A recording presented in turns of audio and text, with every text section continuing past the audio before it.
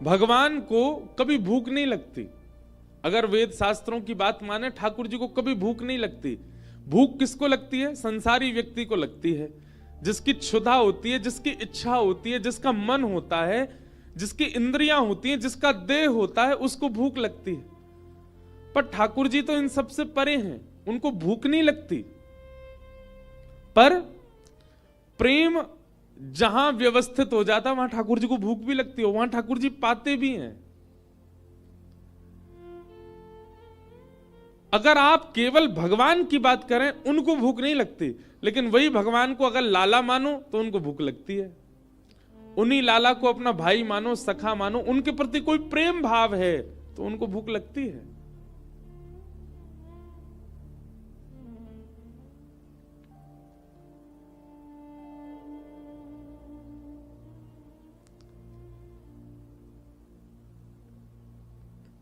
माधव दास जी का चरित्र बहुत सुंदर लगता है, मैं सुनाता हूं कथा में। माधव दास जी वृंदावन जा रहे थे जगन्नाथपुरी से। महाप्रभु श्री जगन्नाथ जी से जाकर के आज्ञा लेने लगे, बोले भगवान मैं वृंदावन जा रहा हूं। और उस समय की बात है जब साधन नहीं हुआ करते थे, महीनों लगते थे वृंदावन आने में। बोले महीनों में वृंदावन पहुंचेंगे, फिर वृंदावन बहुत दिन तक रुकेंगे, फिर वृंदावन से लौटेंगे, लगभग 6-7 महीना के लिए जा रहा हूं। महाप्रभु जगन्नाथ जी कहने लगे मोए भी संग ले चलो। तो श्री माधवदास जी कहते हैं, बोले भगवान हम तो साधु हैं, हम तो महात्मा हैं, हम तो साधक वैष्णव हैं, हमको भूख जीतना आता है। 1 दिन 2 दिन 4-4 दिन तक भी अगर भोजन ना मिले तो हम रह पाएंगे, पर आप तो 8 बार भोजन करने वाले हो, सुबह से रात्रि तक अष्टयाम भोग लगता है आपको, आप कैसे सहोगे भूख? अब यहां पर अगर आप वेद शास्त्र की दृष्टि से देखो, ठाकुर जी को भूख नहीं लगती, पर क्योंकि हमारे वृंदावन रीति के अनुसार ठाकुर जी परब्रह्म होते हुए भी हमारे हैं, ये प्रेम प्रकट है, इसलिए ठाकुर जी को भूख लगती है। और मानव तो 3 ही बार पाता, ठाकुर जी 8 बार पाते।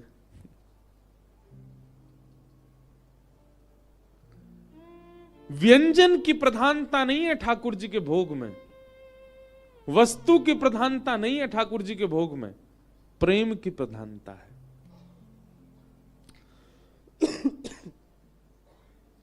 प्रेम की प्रधानता।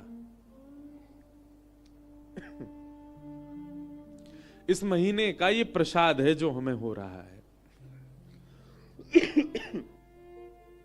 हमारे 2-4 और साथियों को भी हो रहा है। इस महीना का ये प्रसाद है। जिसको मिल जाए समझो कि वो महीने का आदर कर रहा है। कई लोग बड़ा निरादर कर रहे हैं इस महीने का, टोपा पहन के, मुफलर पहन के। हमारे तो हीटर भी लगाए, बस इनमें लाइट ही जल रही है, गर्मी तो नेको नहीं निकल रही। अच्छा, हमसे बहुत लोग बोले महाराज जी आप भी विचित्र हो। मैंने क्यों? दिसंबर में कौन जाता है ऋषिकेश? मैंने कहा भाई तुमको नहीं पता, अनुकूल महीना में जाओ तो बहुत भीड़ होती है।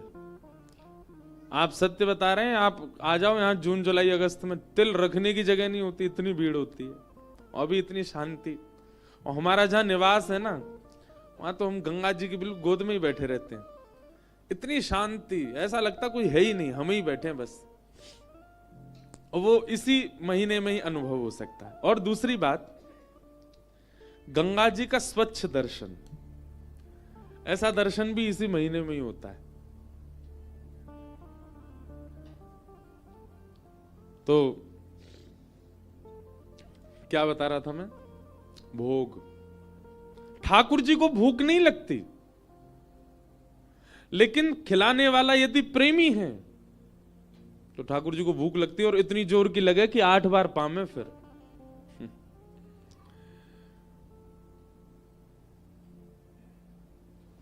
थाली भर के लाई खींचड़ो, ऊपर घी की बात की, जीमो मारा श्याम घणी जिमावे बेटी जाट की। कर्मा भाई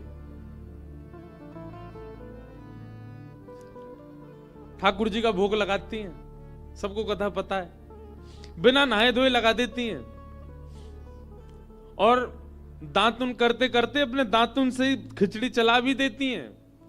और वो खिचड़ी को पाने के लिए जगन्नाथ जी दौड़ के आते हैं मंदिर से। कई लोग कहते हैं कि श्री महाप्रभु जगन्नाथ जी का मुंह क्यों जल गया?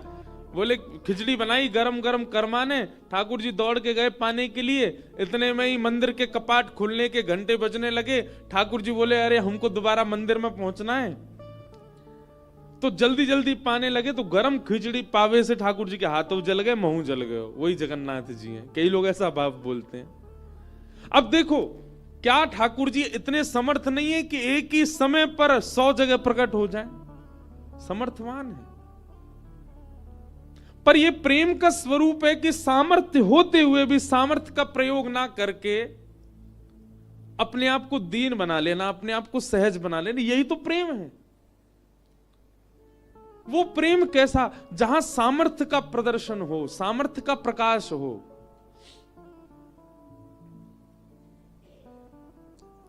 आपको प्रधानमंत्री जी ने बुलाया और वे आपसे कह रहे हैं कि वे आपसे बहुत प्रेम करते हैं, तो आप पहुंच गए। अब क्या हुआ, पीएम ऑफिस के बाहर बैठे हो सुबह से, अभी मोदी जी नाश्ता कर रहे हैं, अभी भोजन कर रहे हैं, अभी लोगों से मीटिंग कर रहे हैं, अभी ये तो स्वाभाविक हो गया भाई। वो इतनी ऊंची पदवी पर हैं तो ये तो स्वभाव है कि वो व्यस्त होंगे। पर प्रेम में सामर्थ्य को छुपाया जाता है।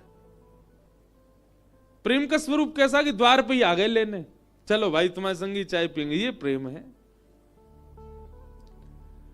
ठीक वैसे ही ठाकुर जी जब प्रेम प्रधान भक्त को देखते हैं ना, तो अपनी सामर्थ्य को छुपा लेते हैं, अपनी योग्यताओं को छुपा लेते हैं और उसके लिए सहज बन जाते हैं। और तब ठाकुर जी को भूख भी लगती है, तब ठाकुर जी को प्यास भी लगती है, ठाकुर जी को निद्रा भी आती है, ठाकुर जी को जागृति भी होती है, सब क्रिया होती है।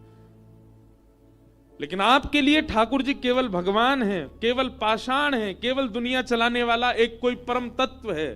तो ना ठाकुर जी को भूख लगती, ना ठाकुर जी को प्यास लगती, ना ठाकुर जी सोते हैं, ना ठाकुर जी जागृति होती है। हमारे आपके जैसा कोई स्वभाव ठाकुर जी का फिर प्रकट नहीं होता।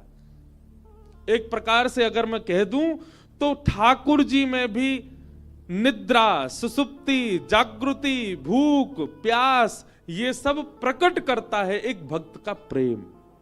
अगर वो प्रेम हो तो सब प्रकट हो जाता है ठाकुर जी में।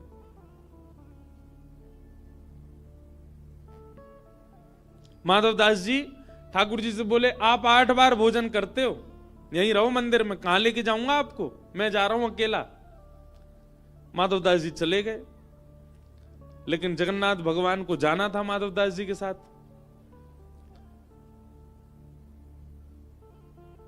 माधवदास जी थोड़ी दूर गए जगन्नाथपुरी से, थोड़ी दूर जाते इतनी जोर की भूख लगी माधवदास जी को, जहां वो 3-4 दिन तक अपनी भूख जीत लेते थे, अब इतनी जोर की भूख लगी कि ऐसी इच्छा होने लगी पेड़ खा जाएं, पौधे खा जाएं, पत्ते खा जाएं, कुछ तो मिले खाने को, इतनी भूख लगने लगी। अचानक से दौड़े दौड़े गांव में एक मैया के यहाँ गए, बोले मैया कुछ हो तो पवाओ। मैया बोली अरे ना धैर्य रखो, लगाती हूं। बोले नहीं नहीं जल्दी लाओ, थाली वाली मत दो, ऐसे ही दे दो, भूख लगी है।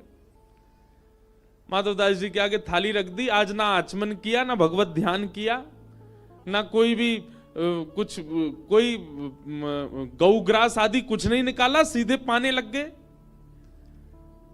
भैया आकर के बोली अरे बाबा ने धीमे धीमे पाओ, इतनी कहा जल्दी है, एक ही रोटी उठा में सब्जी से लगा में पूरी मुंह में धर ले, इतनी जोर की भूख लगे। सामने बैठी मैया बोली बाबा ऐसा लग रहा हो जाने कितने जन्म के भूखे हो, और ये अकेले अकेले पाए जा रहे हो, ठूस ठूस के खाए जा रहे हो, बगल में नन्हा सा बालक बैठा, इसको क्यों नहीं खिला रहे हो? माधवदास जी ने ऐसे देखा, बोले कोई बालक नहीं। बोले कौन बालक मैया? बोले तुम्हारे बगल में बैठा तो है सांवला सा, ऐसे कमल जैसे नेत्र हैं, ऐसे सिहा सिहा के तुम्हारी थाली की ओर देख रहा है, इसको क्यों नहीं खिला रहे हो? माधवदास जी बोले कहां बैठा है? बोले ये बैठा। माधवदास जी समझ गए, नेत्र बंद करके कहा महाप्रभु जगन्नाथ आप संगी हैं क्या? सो ठाकुर जी कान में बोले, हां जी। ओहो, तभी मैं कहूं मुझे भूख क्यों लग रही है, मैं तो 3-3 दिन तक भूख जीतने वाला व्यक्ति। समझ गए कि ठाकुर जी सचल संग नहीं चल रहे, हृदय में बैठ के संग चल दिए हैं वृंदावन में। माधव दास जी बोले, नहीं रुके आप पुरी में, बोले कि तुम हमको सचल लेके नहीं आए, हम तुम्हारे भीतर ही बैठ गए अब, और अब हम देखते हैं तुम कैसे बिना खाए पिए पहुंचते हो। अब तो ये स्थिति हो गई कि मंदिर में तो ठाकुर जी 8 बार पाते हैं, पर श्री माधव दास जी को 16 बार भूख लगती है दिन में। रोज अपने नेत्र बंद करके प्रार्थना करते हैं माधव दास जी, ठाकुर जी नेक तो चलन दो, नेक तो आगे बढ़न दो, इतनी भूख क्यों लगवा रहे हो? बोले तुम हमको छोड़ के क्यों आए? बोले आ तो गए आप साथ में। तो ठाकुर जी को भूख नहीं लगती, ठाकुर जी अजन्मा है, ठाकुर जी हमारी तरह देह त्याग नहीं करते, लेकिन जब प्रेम प्रधान भक्त का श्रेष्ठ होता है, ठाकुर जी सब क्रियाओं में आ जाते हैं, जन्म भी लेते हैं, खाते भी हैं, पीते भी हैं, रोते भी हैं, सोते भी हैं, सब क्रिया करते हैं। ये उन लोगों के लिए उत्तर